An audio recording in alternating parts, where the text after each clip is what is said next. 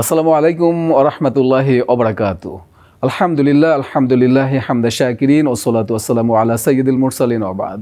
সুপ্রিয় দর্শক শ্রোতা, আজকে আমরা আমাদের বিউটি অফ ইসলামের এই চমৎকার অনুষ্ঠানে আমরা যে বিষয়টি নিয়ে আলোচনা করব সেটি হচ্ছে কর্মক্ষেত্রে ইসলামের সৌন্দর্য। সুপ্রিয় দর্শক, আমরা জানি যে আমরা আমাদের বেঁচে থাকার তাগিদে আমাদের কিন্তু একটা কাজ করতেই হয়, সেটা হোক ব্যবসা, সেটা হোক চাকরি বা অন্য কিছু। তো যে পেশাই হই না কেন, এই পেশা হচ্ছে একটা মহান দায়িত্ব, একটা মহান কর্তব্যের একটা কাজ। আর এটাও আমরা জানি যে কর্মক্ষেত্রটা শুধুমাত্র কর্মক্ষেত্রের মধ্যে সীমাবদ্ধ বা রিজিক অন্বেষণের একটা জায়গাকে চিন্তা না করে আমরা যদি এটাকে ওইভাবে স্টাডি করি এবং ওইভাবে কোরআন সুন্নাহর আলোকে, বিউটি অফ ইসলামের আলোকে যদি আমরা আমাদের কর্মক্ষেত্রটাকে ঢেলে সাজাই, তাহলে আমরা দেখব যে আমাদের কর্মক্ষেত্রটা হয়ে যাবে সুন্দর, সুষম এবং পারস্পরিক সৌহার্দ্যমণ্ডিত একটি চমৎকার প্রতিষ্ঠান এবং আমাদের সবচেয়ে ভালো লাগার একটি জায়গা। তো আজকে কিভাবে আমরা কর্মক্ষেত্রকে আমরা আমাদের ইসলামের বিউটির মধ্যে এনে আমরা কিভাবে এটাকে আমরা ইসলামাইজেশন করতে পারি, সেই বিষয়গুলো নিয়ে আমরা আজকে আলোচনা করব। আমরা জানি যে আল্লাহ সুবহানাহু ওয়া তাআলা বলেছেন, আহাল্লাল্লাহুল বাইয়া ওয়া হাররামা রিবা। আল্লাহ তাআলা সুদকে করেছেন হারাম এবং ব্যবসা করেছেন হালাল। তাহলে আমরা বুঝতে পারি যে যতগুলি কাজ আছে পৃথিবীতে, যে কাজগুলির মধ্যে সুদ জড়িত আছে, এই সংশ্লিষ্ট সকল কাজই কিন্তু হারাম করা হয়েছে। এটার সাথে যে লিখবে, যে সাক্ষী থাকবে, যে জড়িত থাকবে, সবাই কিন্তু বিপদগামী হবে এবং বলা হয়েছে আর রাশি অল মুরতাশি কিলাহুমা ফিন্নার, সকলকেই কিন্তু জাহান্নামের কথা বলা হয়েছে। একইভাবে বিপরীত দিকে যদি আমরা আসি, সে বিষয়টি হচ্ছে যে আহাল্লাল্লাহুল বাইয়া, আল্লাহ সুবহানাহু ওয়া তাআলা ব্যবসাকে হালাল করেছেন। তাহলে আমরা জানি যে বিষয়গুলি হালাল, যে বিষয়গুলি নিয়ে কাজ করলে আল্লাহ সুবহানাহু ওয়া তাআলা নিষেধ করেন নাই, সেই বিষয়গুলি হচ্ছে সেই বিষয়গুলো নিয়ে বিজনেস করা, সেটার প্রোডাক্টের সাথে জড়িত থাকা, সেটার সার্কুলেশনের সাথে, সেটার মার্কেটিংয়ের সাথে জড়িত থাকা, সেটার ব্র্যান্ডিংয়ের সাথে জড়িত থাকা, সেটা নিয়ে ডিজাইন করা, সেটা নিয়ে প্রেজেন্টেশন করা, সব কিছুই কিন্তু হালাল। আচ্ছা, তাহলে আমরা যখন কোনো একটি চাকুরিতে থাকি বা হই, সেক্ষেত্রে আমরা দেখি যে আমরা যারা কর্মচারী বা কর্মকর্তা থাকি তাদের কিছু কাজ থাকে এবং যারা নিয়োগকর্তা থাকেন তাদের কিছু কাজ থাকে, দুইটা মিলেই সমন্বিত একটা ব্যাপার থাকে। তাহলে আমরা যে বিষয়টি আমরা প্রথমে দেখব, কর্মচারী হিসেবে আমরা অফিসের বা আমাদের কর্মক্ষেত্রটাকে কিভাবে আমরা সুন্দর করতে পারি, সে বিষয়টি হচ্ছে যে আল্লাহ সুবহানাহু ওয়া তাআলা কিন্তু একটি তার হাদিসের মাধ্যমে সুন্দর করে বলেছেন, এফশুস সালাম, যে তোমরা সালামের প্রচলন করো। তাহলে আমরা অফিসে ঢোকার পথে আমার গেটে যে গেটম্যান থাকে, এরপরে হচ্ছে আমার অন্যান্য কর্মচারীরা থাকে, পরিচ্ছন্ন কর্মীরা থাকে, লিফটম্যান থাকে, আমরা সালাম দিতে দিতে যদি আমরা চলে আসি এবং সর্বোচ্চ পর্যায়ে আমাদের বসদের কাছে যখন আমরা সালাম দিই, তখন একটা সৌহার্দ্যপূর্ণ সম্পর্ক কিন্তু তৈরি হয়। এটা বিষয়টি কিন্তু খুবই ঐচ্ছিক, বাট আল্লাহ সুবহানাহু ওয়া তাআলা, আল্লাহ তার রাসূল সাল্লাল্লাহু আলাইহি ওয়াসাল্লাম বলেছেন যে এই সালামের প্রচলনের মাধ্যমে তোমাদের মধ্যে ভালোবাসার জায়গা তৈরি হয়, মমত্ববোধ তৈরি হয় এবং সুন্দর একটা পরিবেশ তৈরি হয়। এর পাশাপাশি যে জিনিসটি আমরা সাধারণত ইসলাম আমাদেরকে শিখিয়েছে, সেই বিষয়টি হচ্ছে যে আমরা ছোট ছোট গিফট দিব। সবচেয়ে ছোট গিফট হচ্ছে কোনো আমাদের সহকর্মীর সাথে, আমাদের পাশে যিনি বসেন বা আমার অফিসের কলিগদের সাথে একটু হাসি বিনিময় করা, এটা হচ্ছে সবচেয়ে ছোট গিফট। এইটার মাধ্যমে যে আমাদের হৃদয়তা তৈরি হয়, যে নিজেদের মধ্যে যে একটা গুড আন্ডারস্ট্যান্ডিং তৈরি হয়, এটা কিন্তু অনবদ্য, এটা টাকা দিয়েও করা সম্ভব না। এরপরে হচ্ছে আমাদের যে ডেইলি যে রুটিনটা আছে, আমাদের যে দায়িত্ব কর্তব্য, সেই বিষয়গুলি কিন্তু আমাদেরকে অবশ্যই মাথায় রাখতে হবে। কারণ আল্লাহ সুবহানাহু ওয়া তাআলা বলেছেন যে আমানতদারি যে রক্ষা করতে পারে, সে কিয়ামতের দিন আল্লাহ সুবহানাহু ওয়া তাআলা তাকে আরশের নিচে জায়গা দিয়ে দিবেন। তাহলে আমাদের কলিগদের সাথে যে বিষয়টি আমরা শেয়ার করলাম, এর পাশাপাশি হচ্ছে যে কর্মক্ষেত্রে আমার যে ডিউটিসগুলো আছে, সেই ডিউটিসগুলোকে আমি নিজে সম্পাদন করতে পারি এবং যদি যখন আমার এটা শেষ হয়ে যাবে, আমি কিন্তু আমার পাশের যে আছে তাকে, আমি পাশের টেবিলে যিনি কাজ করছেন বা আমার কলিগকে যদি আমি বলি আমি কোনো হেল্প করতে পারি কিনা আপনাকে, তাহলে আপনাকে সময় মতো যেতে সহযোগিতা হবে। সেক্ষেত্রে আল্লাহ সুবহানাহু ওয়া তাআলা, আল্লাহ রাসূল সাল্লাল্লাহু আলাইহি ওয়াসাল্লাম কী বলেছেন, তাআওয়ানু আলাল বিররি ওয়াত তাকওয়া ওয়ালা তাআওয়ানু আলাল ইসমি ওয়াল উদওয়ান, যে তোমরা সৎকর্মে সহযোগিতা করো এবং খারাপ কাজের সহযোগিতা করো না। তাহলে আমি যে আমার কলিগকে সহযোগিতা করছি, এটা তার জন্য একটা হেল্প হচ্ছে এবং কাজগুলো দ্রুত গুছিয়ে যাচ্ছে, আমরা দ্রুত কিন্তু রিপোর্টগুলো রেডি করতে পারছি। এটা হচ্ছে কর্মক্ষেত্রে কিন্তু চমৎকার একটি বিউটি। এরপরে আমরা দেখি যে আপনারা জানেন যে আমাদের যখন কোনো হাতে কাজ থাকে না, এক জায়গায় দীর্ঘক্ষণ বসে আলাপচারিতা থাকি, তখন আমরা গীবত, শিকায়েত, এই বিষয়গুলি কিন্তু করতেই থাকি অনবরতভাবে করতে থাকি। সূরা হুজরাতে কিন্তু এই বিষয়গুলিকে কঠিনভাবে নিষেধ করা হয়েছে, যেটা বলা হয়েছে ওয়ালা ইয়াগতাব বা'দুকুম বা'দা, যে একজন আরেকজনের গীবাত শিকায়েত করবে না, কারণ এটা কর্মক্ষেত্রে পরিবেশ নষ্ট হচ্ছে।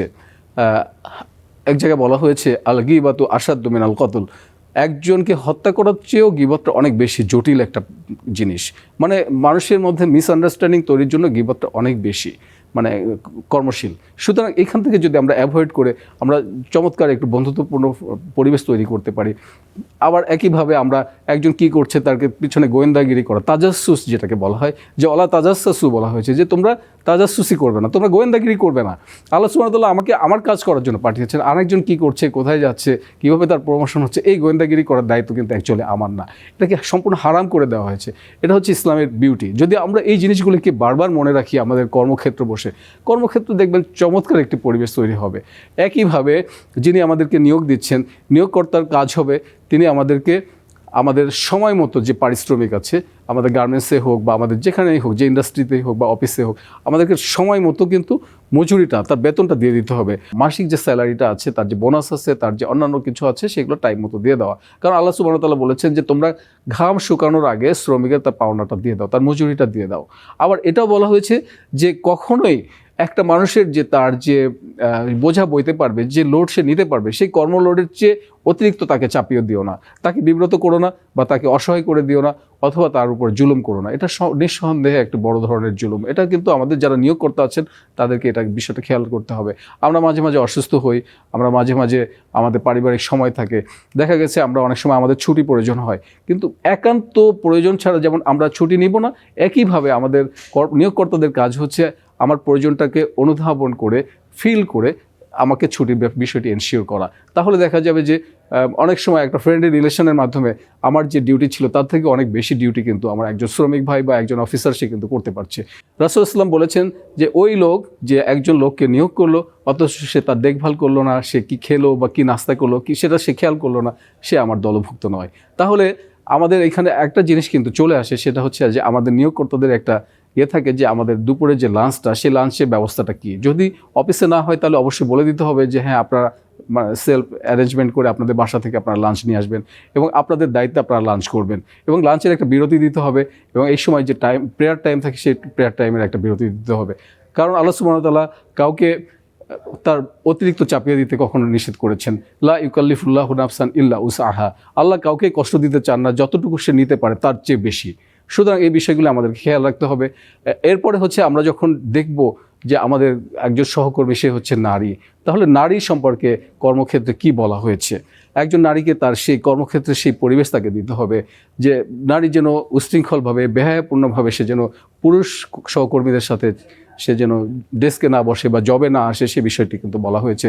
আল্লাহ সুবহানাহু ওয়া তাআলা সুন্দর করে বলেছেন ওয়ালা তাবাররাজনা তাবাররাজাল জাহিলিয়াতিল উলা, যে জাহিলিয়াতের যুগে মহিলারা যেভাবে একদম খোলামেলাভাবে পুরুষদের সামনে হাজির হতো, এইভাবে তোমরা কখন হাজির হও না। তাহলে অফিসের কর্মক্ষেত্র আমাদের পরিবেশ ঠিক রাখার জন্য আমাদের শালীন পোশাকে আসতে হবে, আমাদেরকে পর্দা মেনটেন করতে হবে, এবং এমন জায়গায় পুরুষ এবং মহিলা দুইজন একত্রে বদ্ধ রুমে কাজ করা যাবে না, যেখানে দীর্ঘক্ষণ থাকলে আমাদের রিলেশনটা অন্যদিকে ডাইভার্ট হতে পারে। সেই সতর্কটাও কিন্তু করা হয়েছে। তাহলে একজন কর্মজীবী নারী সে তার যেমন সম্মানবোধ আছে, তাকে খেয়াল করতে হবে সে যেন ইভটিজিংয়ের শিকার হচ্ছে কিনা সেই বিষয়টি তাকে এনশিওর করতে হবে, এবং এটা থেকে তাকে মুক্ত রাখার জন্য অফিসিয়ালি ব্যবস্থা করতে হবে, যে সব জায়গাতে সিসি ক্যামেরা সহ অন্যান্য যে বিষয়গুলি আছে সেটা খেয়াল করতে হবে। এবং কমন রুমে যেখানে কয়েকজন পুরুষ আছে, যে কয়েকজন নারী আছে, সেই জায়গাগুলোতে নারীরা তাদের স্বাচ্ছন্দ্যভাবে কাজ করতে পারবে। অবশ্যই তারা ড্রেস কোড মেনটেন করবে, এর সঙ্গে সঙ্গে যদি তারা হিজাব পরে নিশ্চয়ই তারা অনেক ভালো কিছু করতে পারবে।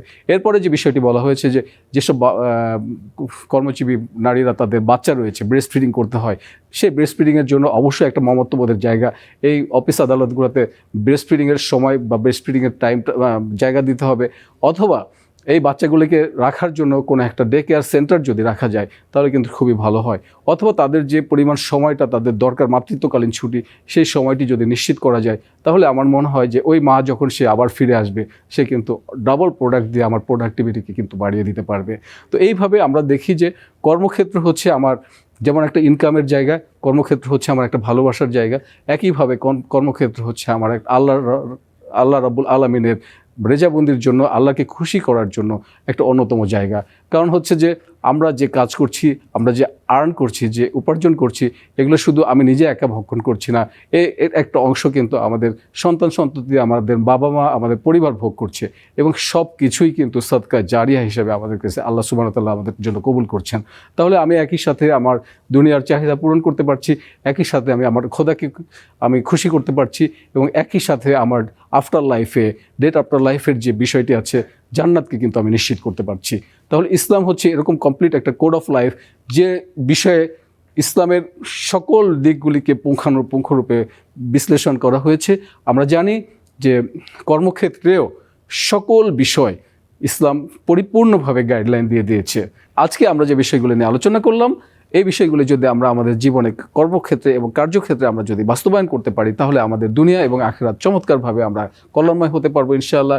মহান রব্বুল আলামিন আমাদেরকে কবুল করুন, এবং আমাদের বিউটি অফ ইসলামের এই প্রোগ্রামটি আপনারা দেখবেন, আমাদের সাথে থাকবেন, সেই কামনা করে আজকের মতো এখানে শেষ করছি।